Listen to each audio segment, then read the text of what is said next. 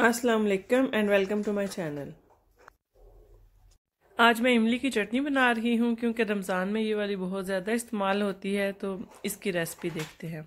इसके लिए हमें चाहिए 250 ग्राम इमली, 1 टीस्पून नमक, 1 टीस्पून सुरख मिर्च और 1 कप चीनी। एंड में पानी चाहिए। इमली में हम तकरीबन 3 कप पानी डाल के उसको भिगो देंगे। जब ये नरम हो जाएगी तो फिर इसकी गुठलियाँ निकाल लेंगे। मैंने इमली की गुठलियाँ निकाल ली हैं और ये उसका गूदा मैं एक सॉस पैन में डाल रही हूँ। इसके साथ ही हम अपने मसाले ऐड कर लेंगे। चीनी,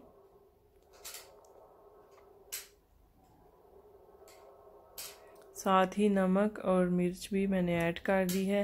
पानी क्योंकि जो मैंने भिगोया था वो कम था, तो इसमें मैं और पानी ऐड कर रही हूँ। तकरीबन टोटल पानी जो है वो 4 कप पानी इस्तेमाल होगा।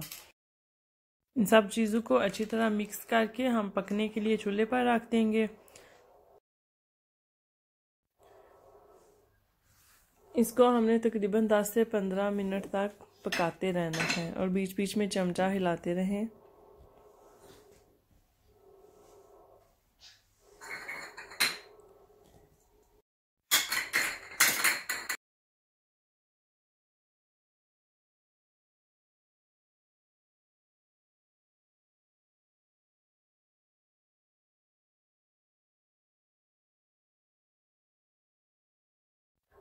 चटनी को पकते हुए अब 15 मिनट हो चुके हैं। अब ये इस तरह की हो गई है।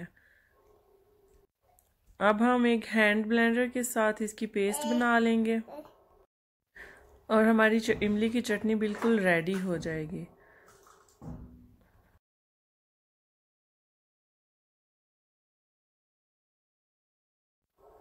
ये देखिए हमारी चटनी बिल्कुल रेडी हो गई है।